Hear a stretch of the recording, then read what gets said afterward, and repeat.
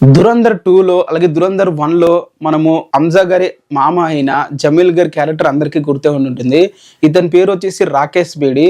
తిను చాలా మూవీస్ లో నటించాడు, సీరియల్స్ లో నటించాడు, బట్ ఎప్పుడు కూడా అంత గుర్తింపు అయితే రాలేదు.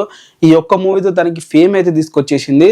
ఎంతలా అంటే తిను మన టాలీవుడ్ టాప్ హీరో చిరంజీవి గారితో కూడా యాక్టింగ్ చేశాడు, నటించాడు అని చెప్పి ఇప్పుడు బయటకైతే వచ్చేసే ఇన్ఫర్మేషన్. మన మెగాస్టార్ చిరంజీవి గారు గ్యాంగ్స్టర్ మూవీని ఆ హిందీలో కూడా రీమేక్ చేయడం అయితే జరిగింది. ఆ మూవీలో one of the friend character గా ఈ జమీల్ అనే పర్సన్ అయితే యాక్టింగ్ అయితే చేశారు. చాలా పవర్ఫుల్ రోల్ ఇద్దరిది.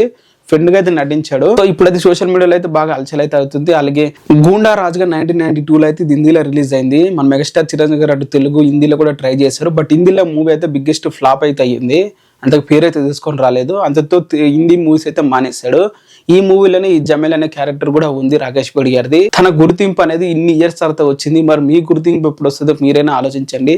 డైలీ ఏదో ఒకటి కన్సిస్టెన్స్ గా చేస్తే తప్ప మనకు గుర్తింపులు అనేవి రావు అనేది అర్థం చేసుకోవాలి ఇప్పటి నుంచైనా. మీరేమంటారు దీని మీద కింద కామెంట్ చేయండి.